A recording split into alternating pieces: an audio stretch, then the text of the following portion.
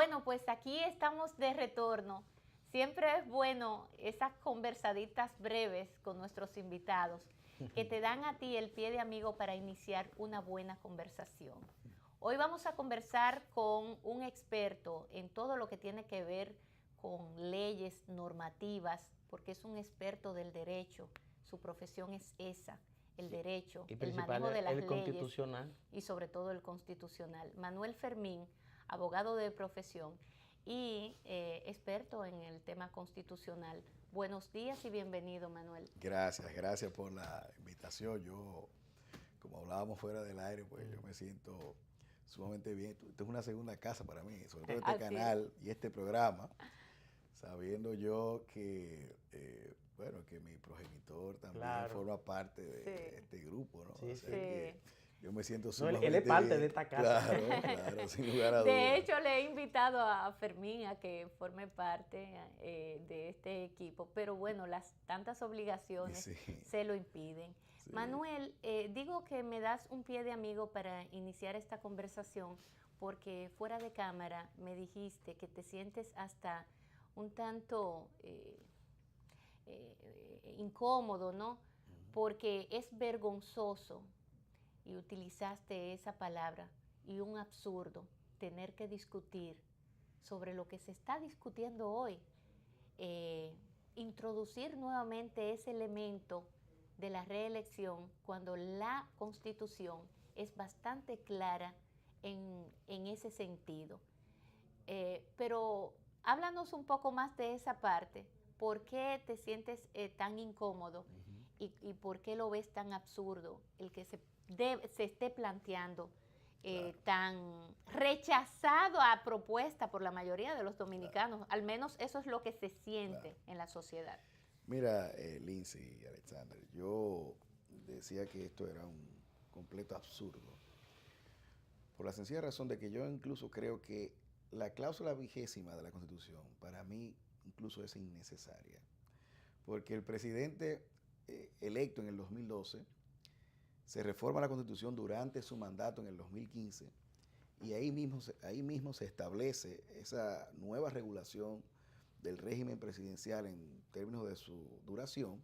Sí. Y entonces es evidente que no podía volver el presidente en el 2020 porque ya fue reelecto en el 2016. Entonces, decir eso en una disposición transitoria para mí en sí mismo estaba de más. Estaba de más. Sin embargo, eso fue una propuesta que surgió y me parece que fue del propio senador Reinaldo Pared Pérez, quien sugirió esto para aclararlo aún más.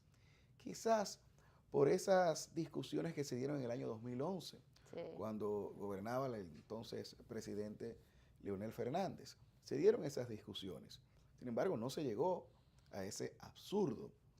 Nunca se llegó a ese absurdo. El presidente Fernández. A ese acto vergonzoso. Vergonzoso. ¿No?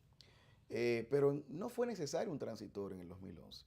Entonces, esto del transitorio, de la cláusula 20ª, pues realmente hace entonces que cualquier discusión en términos de interpretación que se haga sobre esa disposición es un acto de irresponsabilidad, es un acto vergonzoso, es un acto, es una perversidad, yo creo. En contra de la Constitución. Y eso lo digo en términos de lo que equivale a la Constitución, en términos de institucionalidad democrática. Porque estamos hablando de un pacto que hemos hecho los dominicanos y dominicanas para regular la vida institucional.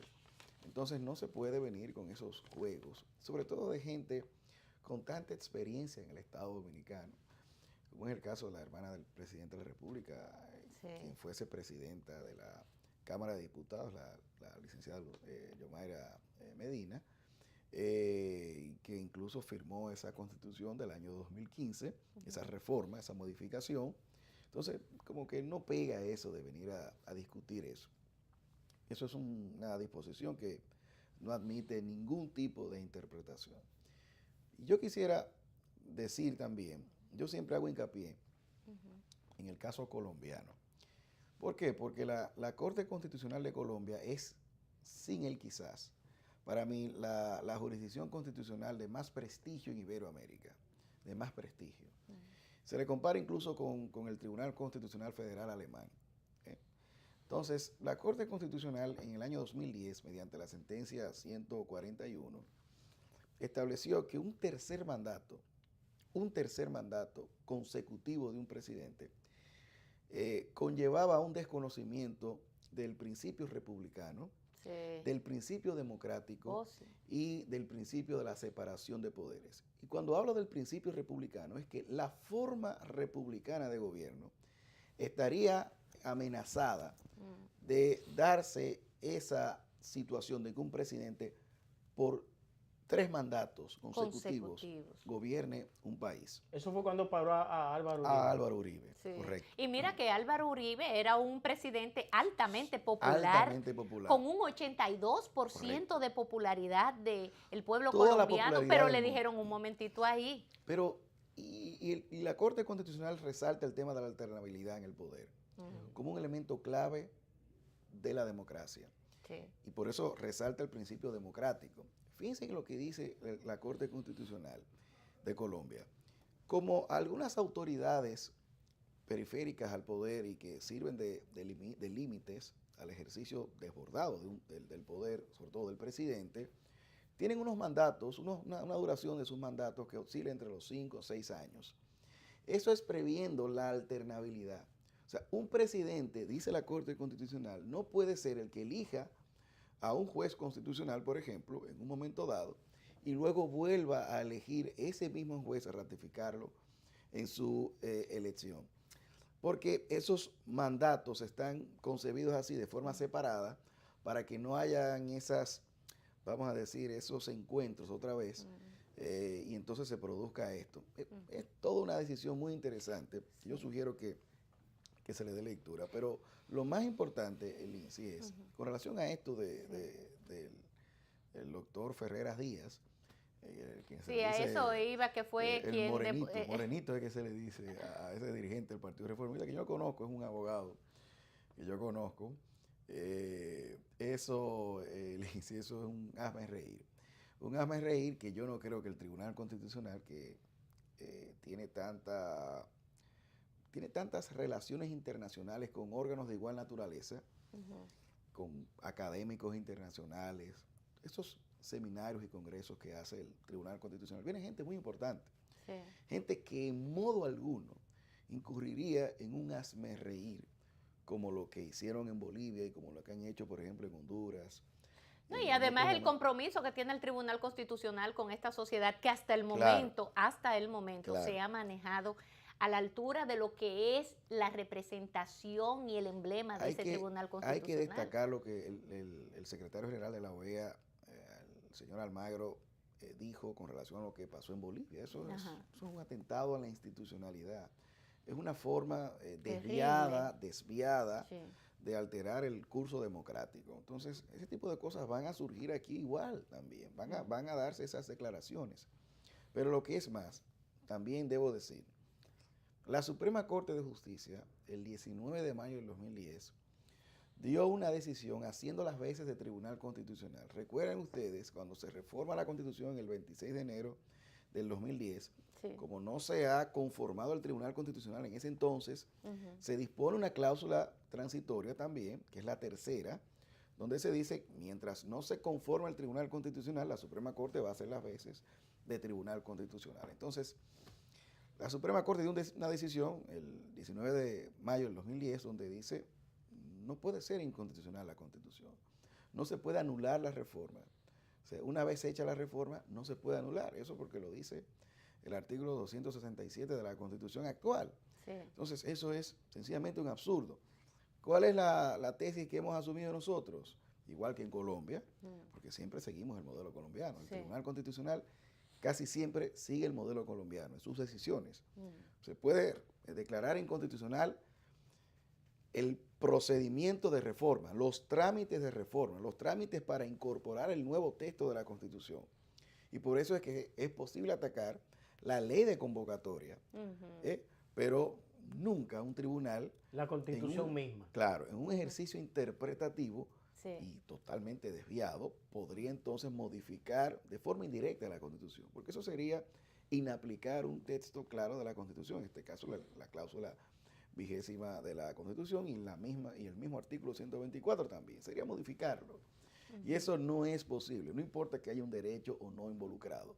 Eso sería un verdadero absurdo, un acto vergonzoso, algo deleznable totalmente y que bajo ningún concepto la sociedad dominicana puede aceptar, porque eso sería prácticamente llegar a un nivel de autoritarismo que yo creo que ya pasamos, esa etapa de la oscuridad en términos de libertades, etcétera. Yo pienso que ya eso lo pasamos. Lo hemos superado. Lo hemos superado. O y pudiera no convertirse volver. esto en un revés muy fuerte. Ahora, Manuel, cuando, por otro lado, algunos, incluyendo la propia expresidenta de la Cámara de Diputados, que además es hermana del presidente, y que ha recibido críticas, incluso ayer veía en el Diario Libre una crítica directa a esa hermana, porque la condición de hermana la hace, ¿no? No puede ser juez y parte. Si ella es legisladora, en este caso ella debería de eximirse de responder u opinar públicamente sobre un tema tan engorroso como este. Ahora, hay algunos, entre ellos ella, que plantea de que el presidente lo están discriminando, es discriminatorio contra el presidente, pero en el momento en que se hizo ese transitorio para darle potestad y para permitirle a él la reelección, ahí sí no era discriminatorio con toda la sociedad dominicana, ¿verdad? Que no se le preguntó si querían modificar esa constitución bajo una constituyente, o sea, bajo una... ¿cómo se le dice? Una consulta, una consulta popular, un referéndum. No, eso no se utilizó, un arma que está contemplada en la Constitución y que para ese tipo de modificación se requiere de un referéndum. Y eso se obvió en ese momento. Entonces, no fue discriminatorio para la sociedad en sentido general, pero ahora ellos están planteando que es discriminatorio ese transitorio. ¿Cómo lo planteas tú? ¿O cómo lo ve el abogado? Eso de que esa figura en la Constitución, el transitorio, que no es la primera vez que aparece en nuestro país, con realidades muy parecidas a estas, también aparece. ¿Por qué ellos, esos que han opinado, hablan de discriminación? Bueno, a mí me da mucha lástima que la expresidenta de la Cámara de Diputados, la diputada Medina, haya llegado a esos extremos. Sobre todo porque yo vi, inclusive su gestión fue una gestión muy buena. La presidencia de la Cámara de Diputados fue muy comedida. Y respetuosa. Sí, yo creo que sí también. Hay que reconocerle a Lucía.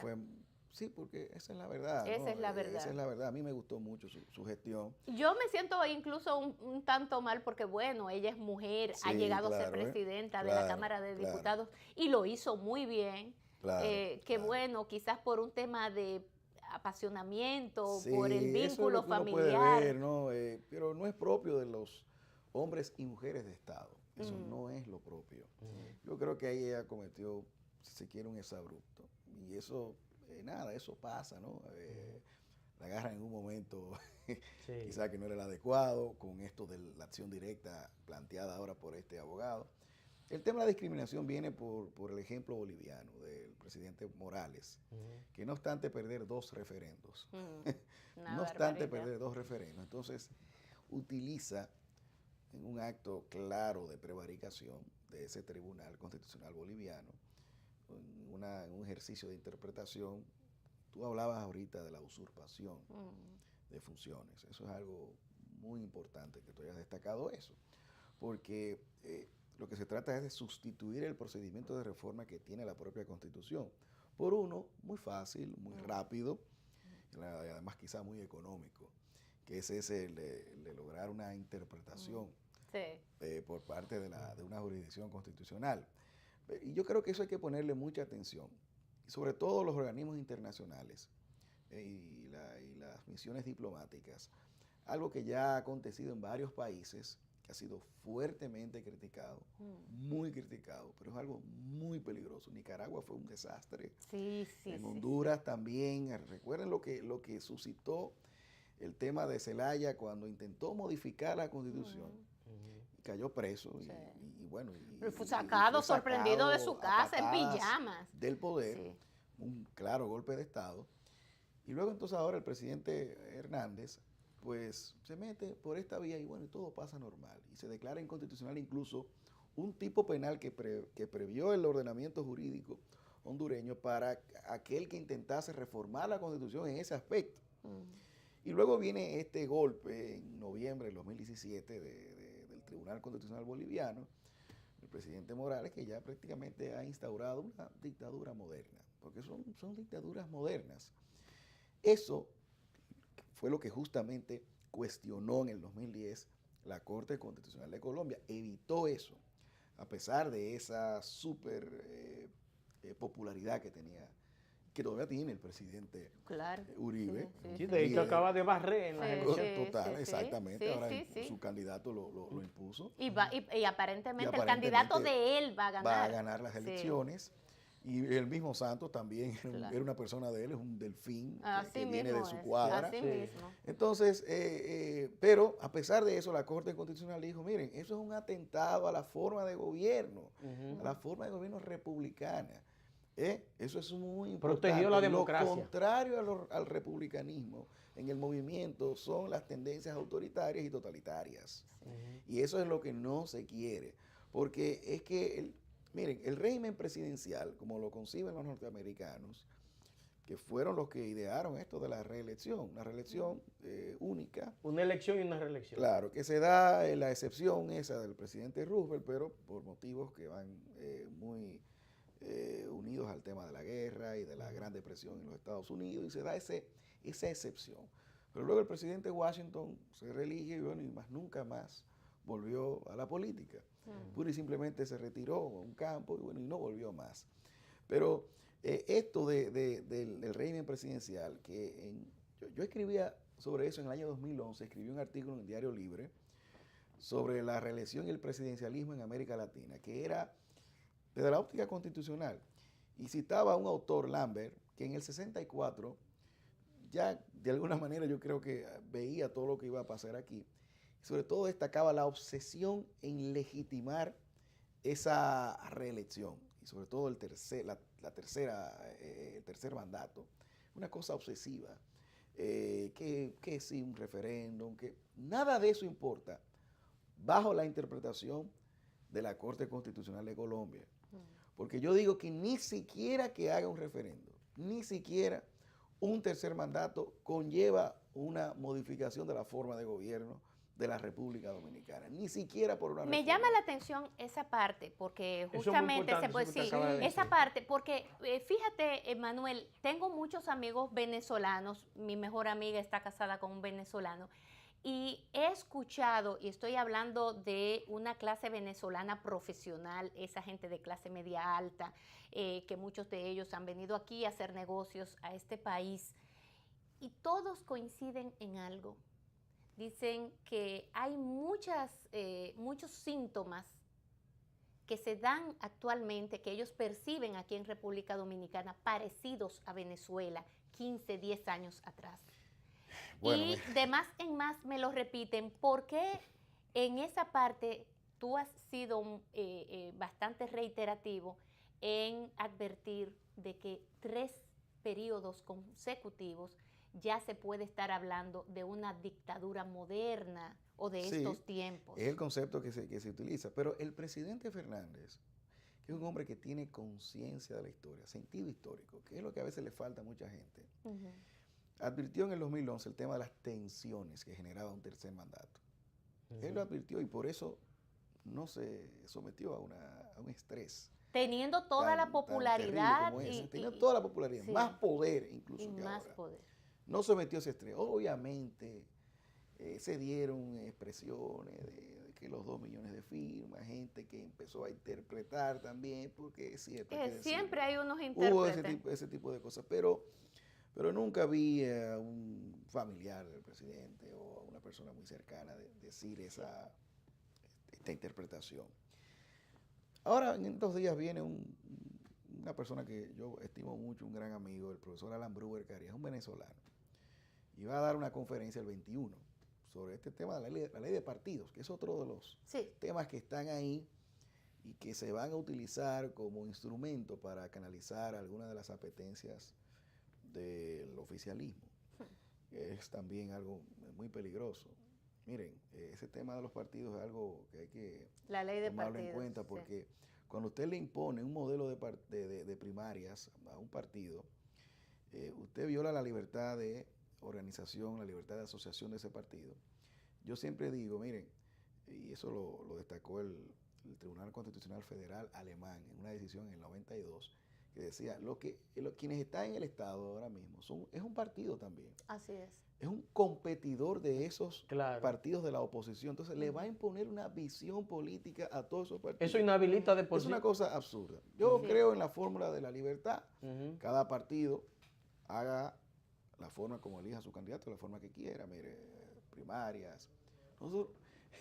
Nosotros vimos en el caso del PLD la vez pasada, en el 2015, se eligieron los candidatos por encuesta. Sí. No pasó nada. Sí. Yo nunca vi ahora esta gente hablando de democracia y eso. Sin embargo, en aquel entonces nadie habló de eso. Se ratificaron la reelección por la reelección, que tú decías ahorita. Sí. Y entonces algunos otros por encuestas. Nadie votó. Nadie. Entonces eso no fue algo que atentaba contra la democracia y que dañaba el sistema de partido. No, eso es ahora. Pero decía que viene ese profesor, a quien yo estimo, quien vive en los Estados Unidos hace mucho tiempo porque no puede estar en Venezuela. Y él sí ha destacado los peligros, las cosas que ha vivido el pueblo venezolano con la manipulación de las instituciones, incluso de las altas cortes, como utilizamos aquí el término, como la Sala Constitucional de la Suprema Corte venezolana, la Corte Suprema venezolana, pues ha servido de instrumento para todas estas jugadas políticas del chavismo y ahora madurismo. Y bueno, me extraña mucho que ahora pues él venga a la República Dominicana a hablar de este tema de partidos, obviamente con la visión, al parecer, de recomendar que haya primarias abiertas y que sí, que se pueden imponer los partidos. Y uno tendrá que ver ese tipo de cosas, pero los venezolanos sí saben mucho de todos estos temas, porque ese es un ingrediente. Ese es uno de los primeros elementos que se utiliza. Vamos a controlar los partidos. Vamos a controlar incluso la forma como eligen sus candidatos los partidos. Posiblemente podamos diseñar la boleta electoral de la oposición y la nuestra. O sea, eso es lo que estamos viendo. Esa es la posibilidad. ¿Por qué? Porque en la República Dominicana hemos visto que hay lo que se llama para mí un voto empaquetado.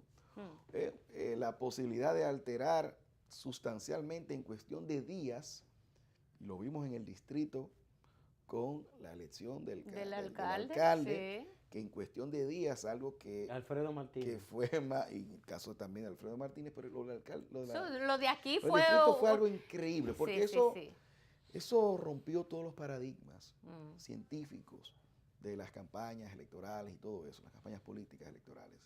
Eso fue increíble y eso se debió a una forma muy particular de usted y unos lograr canalizar las votaciones de forma tan fácil que hagan prácticamente innecesario ese tema de las encuestas y eso.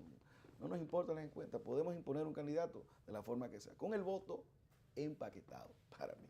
Sí, gracias a Manuel Fermín. Yo no había tenido la oportunidad de conversar con Manuel Fermín, pero es un verdadero tratadista. Sí, gracias, y ya me dejó, y además nos dejó ahí. Es una clase lo que hemos recibido. Y nos ha dejado ahí la próxima invitación, porque él es tan, ¿verdad?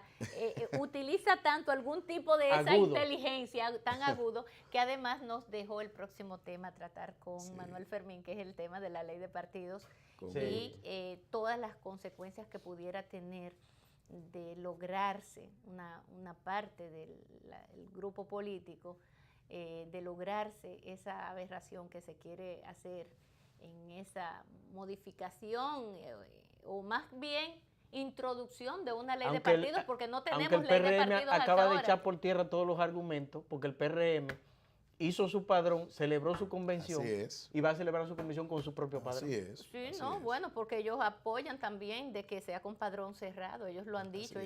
La oposición está clara en ese tema. Pero gracias a Manuel Fermín por su visita en el día de hoy. nos deja este otro tema con muchos signos de interrogación, por lo que tiene el compromiso de retornar pronto aquí a conversar sobre la ley de partidos y las consecuencias que pudieran derivar de violentarse una serie de derechos que como libre asociación tienen los partidos políticos y tienen los miembros de esos partidos políticos derechos que no se le pueden coartar. A ustedes, amigos, gracias como siempre por el favor de seguirnos. Recordarles que apenas hoy es martes, pero un martes medio raro, martes 13. Es verdad, sí. Martes 13. Sí. Compañero, pásela bien. Tenga feliz resto del día. ¿Verdad?